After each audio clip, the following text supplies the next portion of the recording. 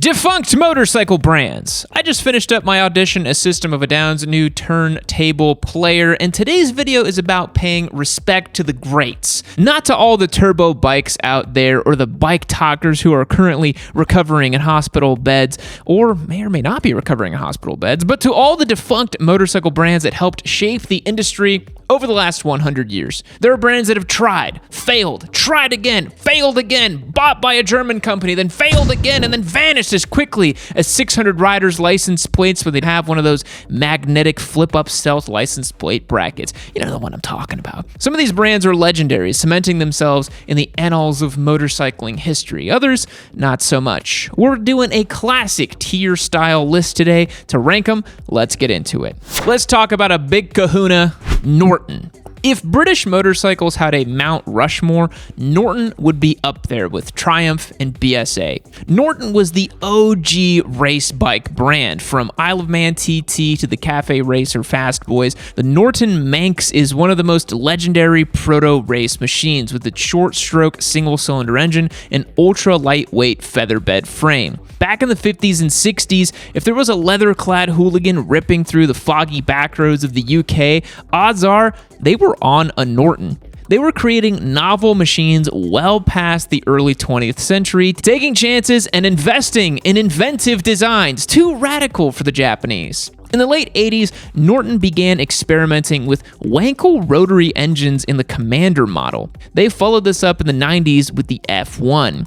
They might not have earned long-lasting prevalence, but they were really space-age for the time. But as is the story with most British motorcycle companies, things went sideways. Norton had decades of financial mismanagement, questionable quality control, and sketchy owners that turned them from royalty to a running joke.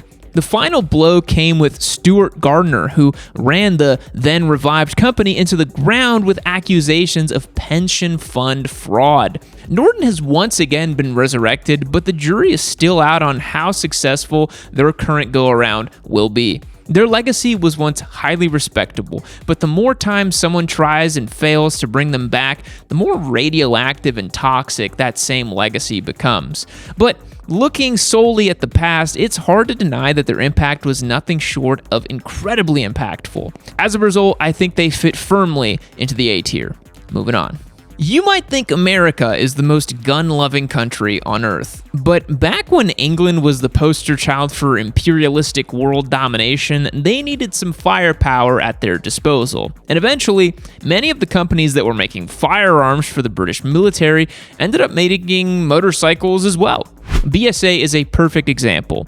Originally produced by the Birmingham Small Arms Company, at one point in time, BSA was the biggest motorcycle manufacturer in the world. Their bikes were simple, affordable, and perfect for post-war Britain. If Norton was the rock star racer, BSA was the blue-collar counterpart. They sold everything from humble singles to the Rocket Gold Star and the Spitfire Scramblers. Then, Honda happened. Big Red and the rest of the Big Four created a whole new world for motorcycles. Their bikes were more reliable, better performing, more modern, and in a lot of places, cheaper. British machines just couldn't keep up at the time.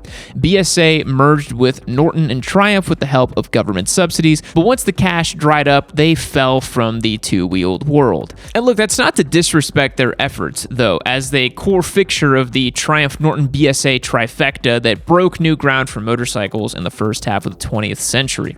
I think BSA is a solid B-tier entry. Not quite as glorious or innovative as Norton, but they certainly deserve some credit. America is no stranger to defunct motorcycle companies. We just can't seem to keep them competitive and healthy around here. It's probably all the GMOs and the gasoline paired with a sedentary lifestyle. American hedonism. That'll get you in the end. Victory is a perfect example of a failed American brand. They didn't just outright flop. If anything, people kind of liked them. There are still old-timers in the Victory forums talking about how their Victory Vegas is the pinnacle of the American cruiser, but nonetheless, they were unable to dethrone Harley as they hoped. They were built by Polaris and checked all the boxes for a boomer-coated cruiser. They were big and burly, just like I like them, baby. Bikes that were significantly more modern than those built by HD and had fewer skulls, too. Maybe that's why they went under. They had models like the Vegas, the Judge, and eventually the Octane, which would serve as the blueprint for the Indian Scout. They were American cruisers that didn't feel totally stuck in 1958. Polaris really tried to push innovation in the cruiser segment, but unfortunately, Harley customers are really tough eggs to crack. They owned the lifestyle, and Victory never fully broke into the zeitgeist. They weren't badass enough for Harley guys, and they were too Harley adjacent for everybody else.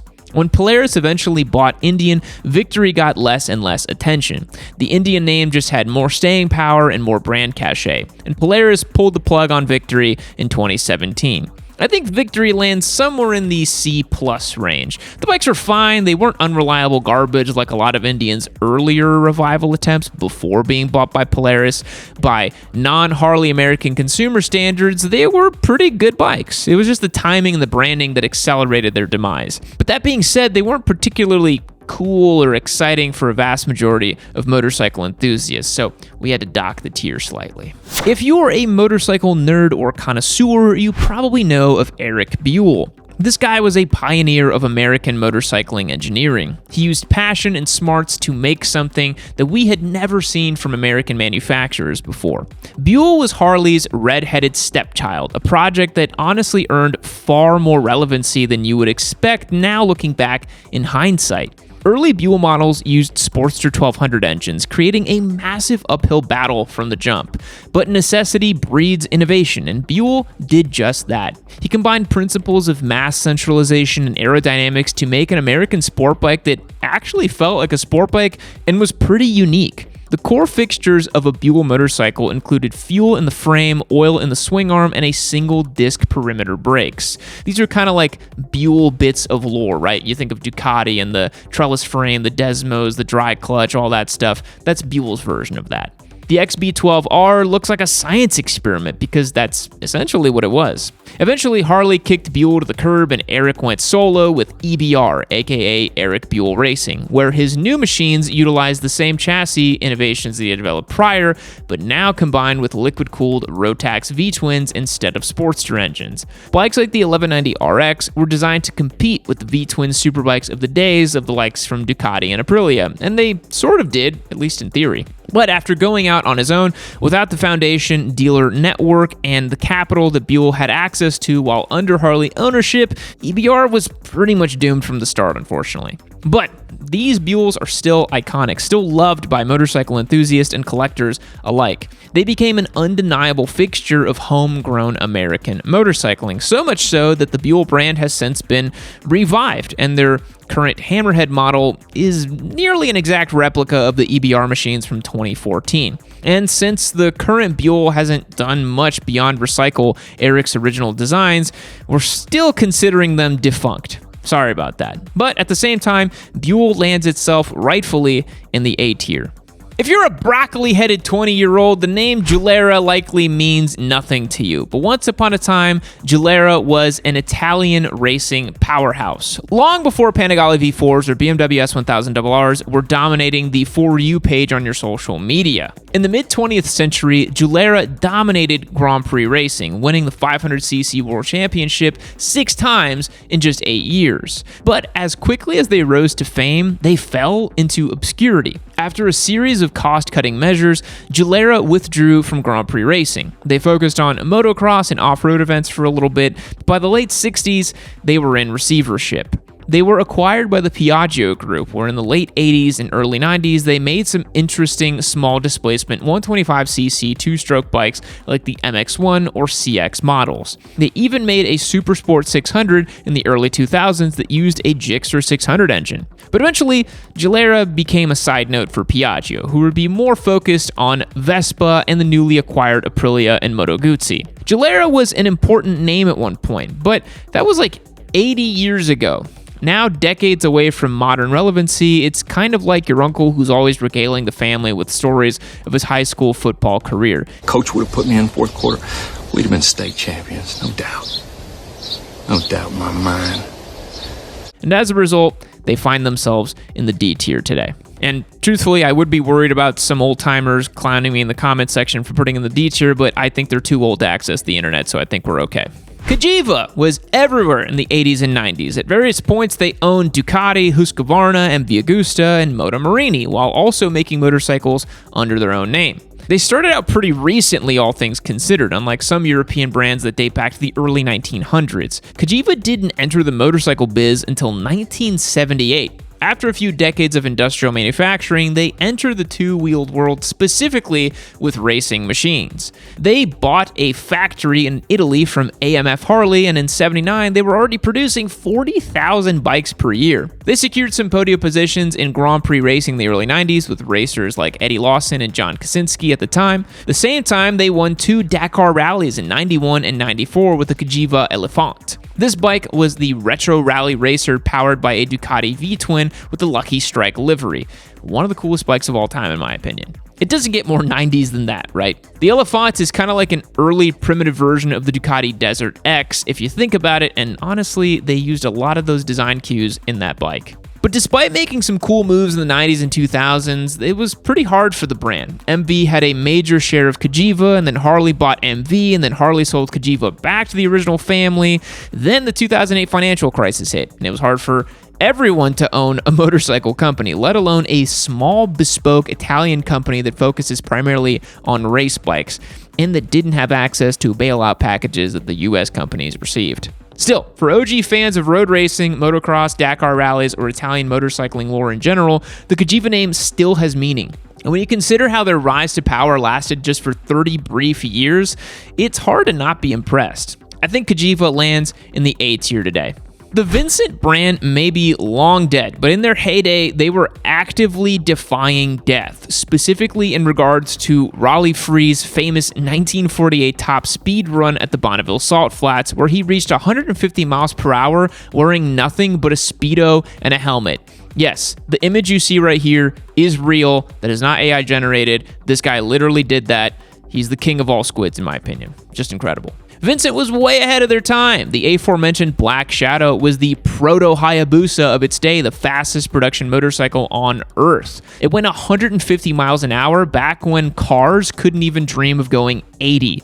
Vincent's engineering was groundbreaking for the time, long before anything remotely resembled a superbike existed. The only reason Vincent didn't become a long-lasting name is because of money. Building extreme, high-performance, boundary-defying motorcycles is really expensive, and in the mid-50s, the market just wasn't there yet for such hardcore machines. Motorcycle adrenaline junkies were racing around town on Nortons or Triumphs or competing in little hare scrambles. They weren't trying to spend a small fortune to break land speed records.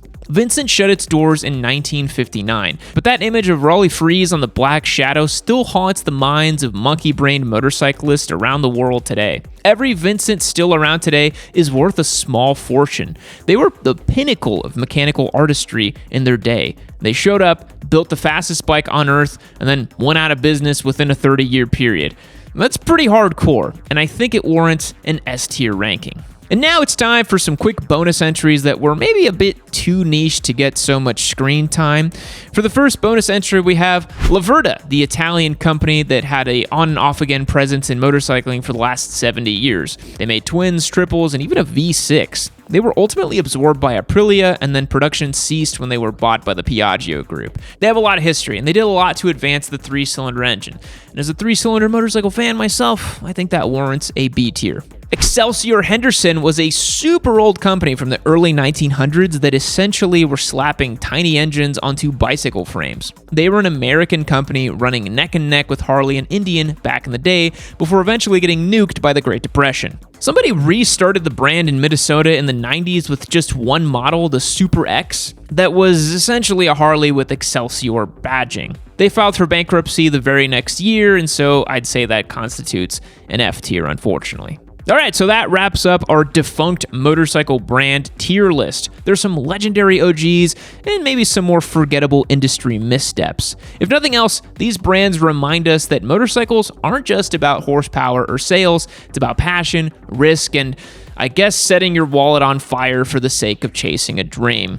I mean, a lot of motorcycle enthusiasts can relate to that, right? What do you guys think? How many of these brands should be brought back under Chinese or Indian ownership only to be sold as glorified rebadged Royal Enfields? I guess that's a topic for a whole other video, but thank you so much for watching today's video until the end. I will catch you all in the next one. Fact. Originally made from beef fat and beeswax, candles were once eaten during times of famine. Goodbye.